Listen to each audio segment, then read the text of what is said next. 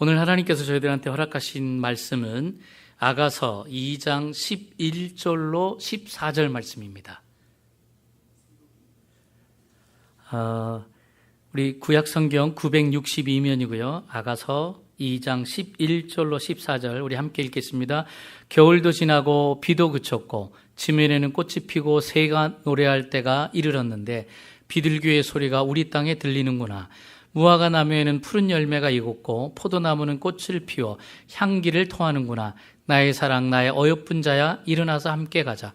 바위 틈 낭떠러지 은밀한 곳에 있는 나의 비둘기야. 내가 내 얼굴을 보게 하라. 내 소리를 듣게 하라. 내 소리는 부드럽고 내 얼굴은 아름답구나. 아멘. 아멘. 제가 매주 여러분들한테 드리는 말씀이지만 아가서는 이 말씀은 우리 신앙의 방향이 행위에 젖어 있던 우리를 하나님과의 관계, 즉 다시 말씀드리면 하나님과의 관계라는 것은 하나님을 너무너무 사랑하고 하나님을 사랑하니까 더 자주 하나님과 교통하고 싶고 또 하나님을 사랑하게 되면 더 친밀하고 사랑하는 사람하고는 자꾸 만나고 싶잖아요. 그런 관계, 바로 신앙의 본질로 인도하는 아주 좋은 텍스트 바이블입니다. 그렇잖아요. 우리가 누군가 사랑하게 되면 그 사람만 자꾸 만나고 싶잖아요. 그 사람하고 자꾸 교제하고 싶잖아요. 그냥 만나지 말라기도 도망쳐가지고 그 사람하고 만나고 있잖아요. 그게 사랑하는 사람과의 관계거든요. 우리 신앙의 본질도 그렇다는 거예요. 하나님을 정말 사랑하면 우리가 예배를 사랑할 수밖에 없습니다. 하나님 정말 사랑하면 말씀 사랑할 수밖에 없습니다. 하나님 정말 사랑하면요 찬양이 내 입에서 나올 수밖에 없어요. 왜? 사랑이 내 안에 깊은 곳에서부터 나오기 때문에.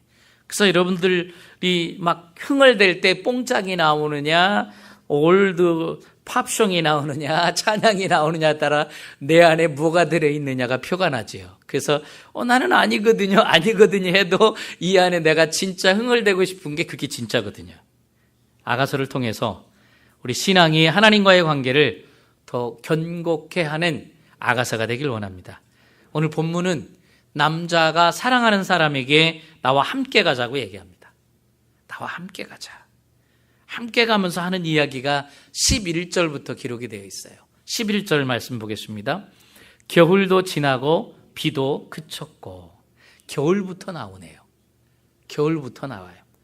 좀 따뜻한 봄부터 얘기하든지 아름다운 열매부터 얘기하면 좋은데 스타트가 겨울도 지나고 비도 그치고 지면에는 꽃이 피고 새가 노래할 때가 이르렀는데 비둘기 소리가 우리 땅에 들리는구나. 우리가 그러잖아요. 사랑하는 사람한테 나랑 함께 가자고. 우리가 나와 함께 가자고 할 때 진실한 남자는 그렇잖아요. 좀 힘들어도 단칸 새방에 살아도 다른 건 다 눌러주세요. 예. 그래야지만이 진정하게 하나님께 나아갈 수 있잖아요. 그 진실을 얘기하는 거거든요. 근데 어떤 남자는 손에 물도 안 묻히게 해줄게. 일평생 눈물 안 흘리게 해줄게. 그거 얼마 못 갑니다. 예, 얼마 못 가고 바로 눈물 나고 계속 손에 물 안 마를 날이 없고 애 낳으면 애 때문에 힘들고 애 때문에 싸워야 되고. 이 11절에 겨울도 지나고 비도 그쳤다. 이 텍스트로 말하면 이게 외적인 표현입니다. 그냥 새소리가 들리고 꽃이 피고 열매가 열린다. 근데 이러한 모든 얘기가 진짜 이 얘기가 나의 얘기가 돼야 이 말씀이 은혜가 되거든요. 근데 이 말씀이 나의 얘기가 되지 않으면 생명이 되질 않아요. 여러분들, 오늘의 말씀이 여러분의 이야기가 돼서 생명이 흘러넘치는 여러분이 됐으면 좋겠습니다. 오늘의 말씀은 사실 팔레스틴의 얘기거든요. 팔레스틴 어떤 광야에 꽃이 피고 향기가 내고 새들의 소리가 표현되어 있다라는 얘기예요. 그러면서 그 12절의 마지막 부분에 보니까 이 비둘기의 소리가 우리 땅에 들리는구나. 이 우리 땅이 누구의 땅이 돼야 되느냐? 여러분들의 마음 땅이 돼야 돼요. 여러분들의 마음 땅이 되어서 새소리도 들리고 꽃이 피고 비둘기의 소리가 들리는, 진짜 그래야지 여러분들의 그 마음 땅에 찬양의 멜로디가 흘러 넘치는 줄로 믿습니다. 우리가 지난주에도 살펴봤지만 엘리야가 어디서 세밀한 음성을 들었다고 하잖아요. 엘리야가 어디서 세밀한 음성을 들었습니까? 자기 마음 안에서 들은 거예요. 세밀한 음성을 자기 마음 안에서 들은 거예요. 여러분들 아브라함도 소리를 들었잖아요. 너는 본토와 친척과 아비 집을 떠나 내가 지시한 땅으로 가라고 얘기하잖아요. 그게 어디서 들렸어요? 막 갑자기 막 우레와 같이 천둥 같은 소리로 들리면서 아브라함아 하면서 그렇게 얘기한 게 아니에요. 어디서 들렸습니까? 하나님과 아브라함과 1대1의 관계 속에서 음성이 들리기 시작한 거예요. 내 마음에서 들리기 시작한 거예요. 사실 하나님과 우리는요 굉장히 가까이 와 계십니다. 가까운데 어느 정도 가까우냐면 우리 안에 와 계신 거예요. 우리 안에, 내 마음 안에 하나님이 오셔서 하나님의 나라를 만드셨어요. 그래서 성경에 보면 하나님의 나라는 여기 있다 저기 있다 할 수 없고 어디에 있다고요? 내 마음에 있다고 그랬어요. 하나님의 나라는 저기 있다 저기 있다 그게 아니래요. 내 마음에 있대요. 내 마음에. 우리 마음에, 나의 마음에 하늘나라가 있어요. 그렇기 때문에 그 안에서 이 내 마음 이 안에서 소리가 나야 되는 거예요. 우리 내면에서 찬양이 나오는 거예요. 그러면서 12절에 비둘기의 소리가 우리 땅에 들리는구나. 바로 내 마음 안에서 울려 퍼지는 찬송과 감사의 멜로디가 들리는구나. 그렇게 고백해야 됩니다. 그러면서 13절에 보니까 함께 가자요. 함께 가자고 얘기해요. 근데 사실 함께 가자고 얘기하면서 좋은 얘기를 많이 하면 좋은데 하나님과 예수님의 방식은 그런 식이 아니었다라는 거예요. 우리가 어딜 가자고 할 때 내가 이것도 해주고 저것도 해주고 그냥 사랑하는 사이에서 보면 결혼에 프로포즈 할 때 막 다이아 반지를 탁 주면서 내가 너 뭐 이렇게 해주고 저렇게 해주고 막 신혼여행은 여기 가고 막 사탕 발람을 쫙 해야 되는데 하나님과 예수님의 방법은 그렇지 않다라는 거예요. 주님의 방법은 그게 아니라는 거예요. 예를 들면 베드로한테 내 양을 먹여라 그렇게 얘기했잖아요. 그랬을 때에 예를 들어서 예수님께서 네가 내 양을 먹이면 너 네 이름 피러라는 이름 엄청 쓸 거야. 우리 미국에서 100명에게 헤이 피러 그러면은 한 7, 8명은 뒤돌아보거든요. 헤이 조셉 그러면 한 7, 8명 뒤돌아봐요. 헤이 데니얼 그러면 7, 8명 뒤돌아본다고. 그러면 야, 너 후대에 막 100명 중에 그러니 1000명 중에 이름이 얼마나 많겠어요? 10,000명 중에 이름이 얼마나 많고. 그러니까 너 이름 굉장히 좋은 거야. 너 피러라는 이름 엄청 사람들이 쓸 거야. 그러면 그래요. 그리고 있잖아. 네 이름이 광장 이름으로 쓰인다. 광장에도 이게 피러 광장, 피러 팍, 뭐 이래가지고 굉장해. 그러면 그래요. 그리고 가장 또 요즘에 천주교에서는 어떻게 돼요? 제 1대 교양이 네 이름이다. 에? 나는 그 시대도 없는데 그러니까 너는 그래도 천주교에서는 너 1대 교양으로 해준다. 그럼 제가요? 그러면서 가장 중요한 거 너 있잖아. 성경에 베드로 이름 네 이름 딴다? 내 이름이요? 그것도 두 거냐? 베드로 전서, 베드로 후서. 그러면 오 마이 갓 너무 좋네. 이렇게 막 몰입이 되는 얘기를 해줘야 되는데 뭐라고 얘기해 주느냐? 몰입이 안 되는 얘기예요. 네가 젊어서는 스스로 다녔는데 늙어서는 네가 원치 않은 곳으로 데리고 가리라. 아니 좋은 얘기도 엄청 많은데 주님이 얘기하는 거는 그런 거 쏙 빼고 너는 젊어서는 네 힘으로 다니지만 늙어서는 완전히 네가 원치 않는 내가 원하는 곳으로 끌려만 될 거야. 이런 얘기거든요. 그러니까 네가 피동적이고 수동적으로만 산다는 거예요. 그러면서 결국은 뭐라고 하냐? 너 십자가에서 죽어. 좋은 얘기도 많은데 어째 이러십니까? 이럴 수 있잖아요. 그러니까 이게 주님의 방법이에요. 이게 주님의 방법. 보세요. 우리 아기 예수님도 태어난 걸 예언하면서 시몬이 뭐라고 얘기해요? 많은 사람이 비방받는 표적이 될 거다. 아니, 좋은 얘기도 얼마나 많은데. 예. 근데 오늘 솔로몬 보세요. 오늘 솔로몬도 이 여인에게 함께 가자고 얘기하면서 몰입된 좋은 얘기를 할 수 있는데 솔로몬은 진리를 이야기합니다. 진리. 여러분, 우리가 주일날 와서도 말씀을 듣고 어떤 교제를 하면서도 막 위로되는 얘기, 격려되는 이야기, 축복의 말만 듣고 가면 좋은데 여러분, 진리를 듣고 갈 때 그것이 하나님의 뜻이 온전하게 이루어지는 줄로 믿습니다. 사탕발림, 세상적인 이야기, 영화 본 이야기, 세상에 성공하는 이야기, 여러분들 그게 중요한 게 아니라 진리의 선포를 듣고 가는 여러분이 됐으면 좋겠고, 저도 진리를 이야기할 수 있는 목사가 됐으면 좋겠습니다.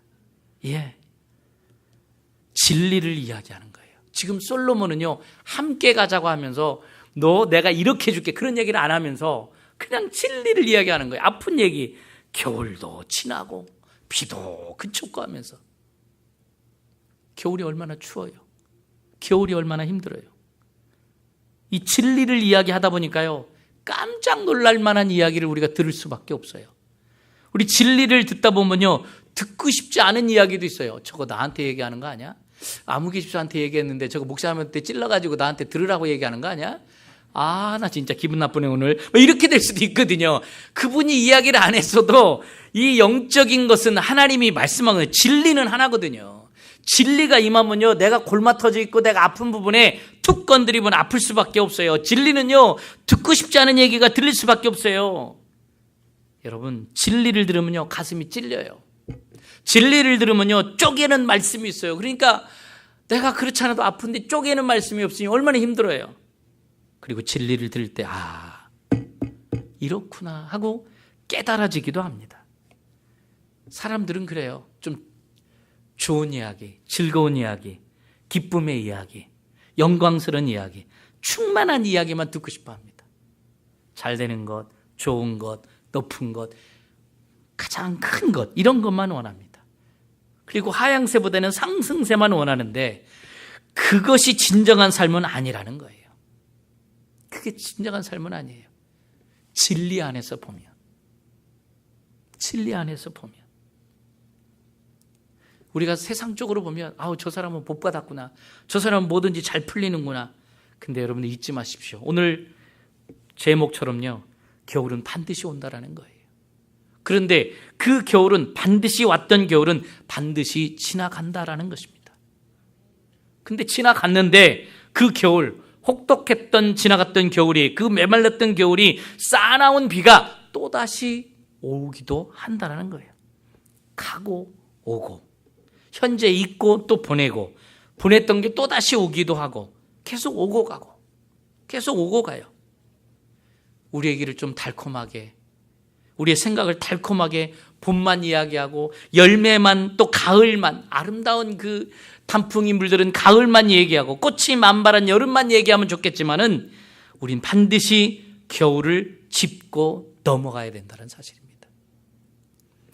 그래서 오늘의 본문은 좀 편안한 얘기, 달콤한 이야기. 왜? 자기가 사랑하는 사람이니까.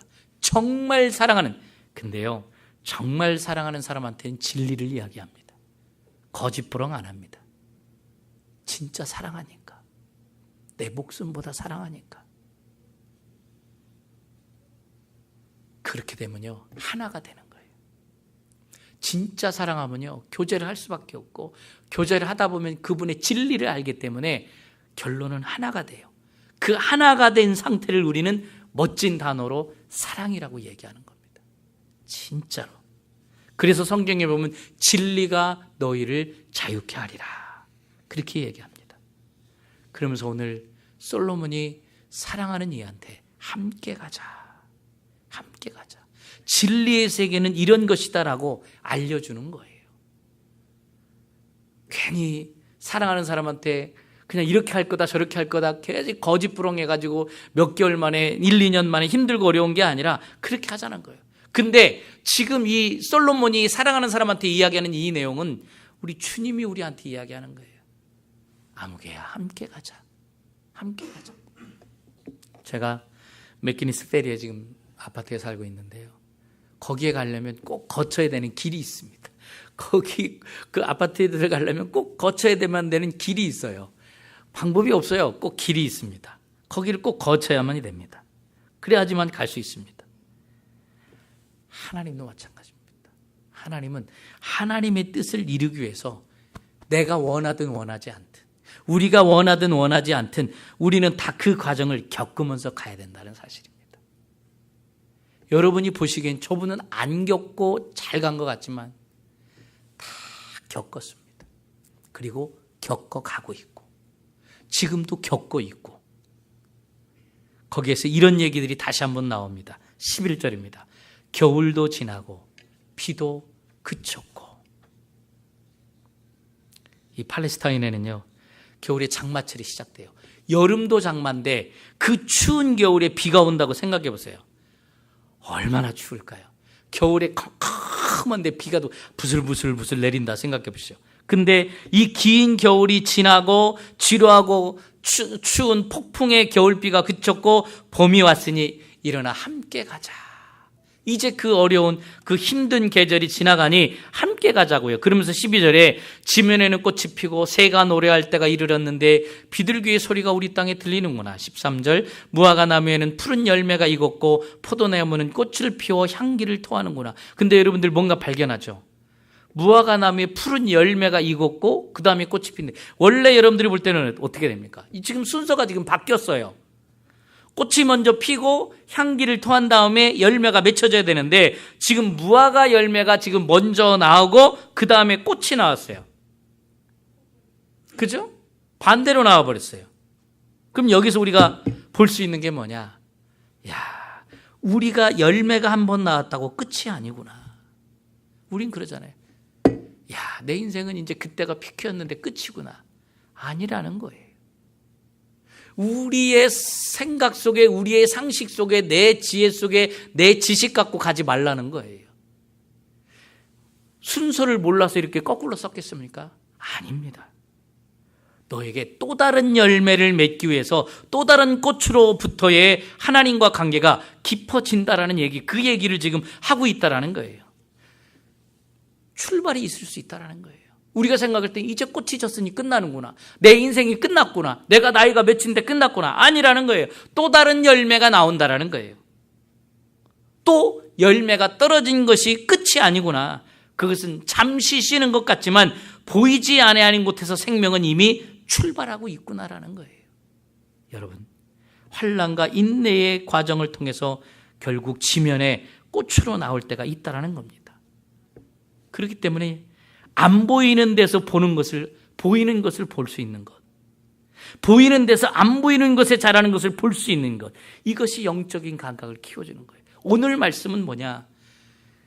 사탕발림으로 좋은 말로 함께 가자 이야기할 수 있는데 너가 보이지 않는 세계를 볼 수 있었으면 좋겠다라는 거예요. 겨울비는 오고 힘들고 어렵지만 지금 주님이 말씀하시는 것은 꽃이 피고 새가 노래할 때가 있고 비둘기 소리가 들릴 텐데 네 마음이 그게 안 들리냐는 거예요. 너에게 좋은 말로, 아니 요셉에게도 마찬가지였잖아요. 너 지금 티네이저 때 이렇게 노예로 구덩이에 형들에 의해서 떨어졌다가 그때 그 샤킹이 얼마나 컸겠어요. 트라우마가 얼마나 컸겠어요. 거기다가 노예상한테 팔아먹고요. 10명의 형들이. 그랬을 때의 그 마음은 정말 힘들었을 거예요. 그랬을 때에 꿈을 꾸게 해주셨잖아요. 2번이나. 그랬으면은 너 이 꿈 꿨을 텐데 네 형들이 너를 구덩이에 할 것이고 노예로 팔을 것이고 감옥에 갇힐 건데 너 국무총리 된다? 그랬으면 뭐가 힘들겠어요. 그런데 여기서 말하는 건 뭐예요? 그런 얘기 안 해요. 아무 얘기 안 했어요. 얼마나 힘들었겠어요. 그런데 요셉이 무엇을 봤느냐? 보이는 데서 안 보이는 곳으로 자라는 걸 봤다라는 거예요. 여호와께서 함께 하심으로, 여호와께서 함께 하심으로 하나님과의 관계가 깊어진다는 건 뭐냐면요, 보이지 아니하는 진리들을 마치 보이는 것처럼 느끼면서 감각하면서 가는 거라는 거예요. 그게 사랑하는 사람과의 관계예요.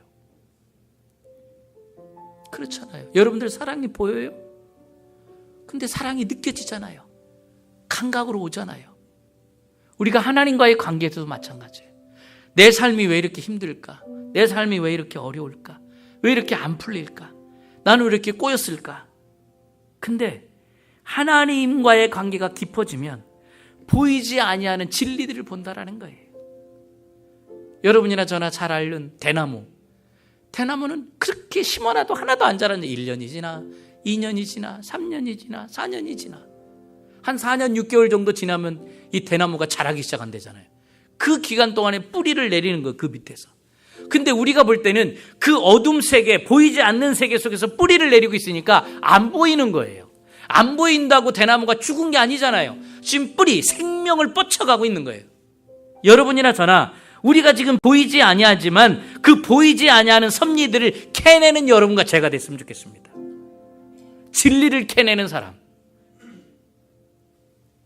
보이면 누가 안 믿어요? 내 눈에 그냥 우리의 눈에 보이면 누가 안 믿겠어요? 안 보이는 가운데 보는 것이 진짜 하나님과의 사랑의 관계인 줄로 믿습니다.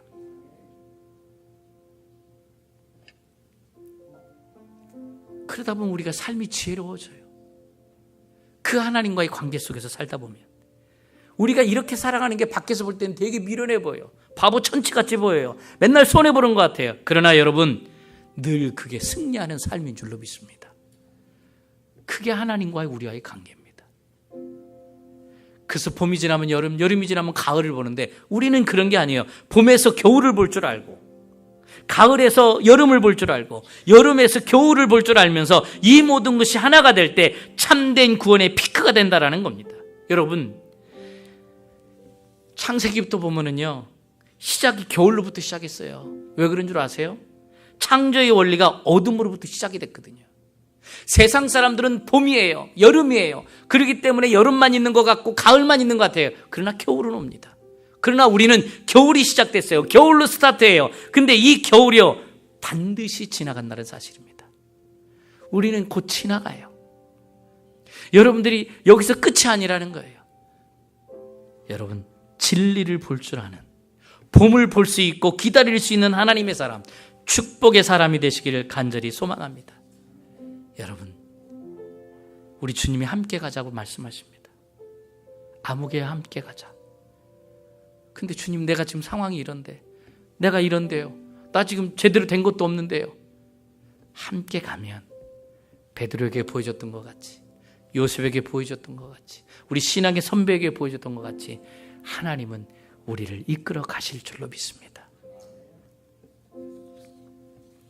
왜 나만 겪는 고난이냐고 불평하지 마세요.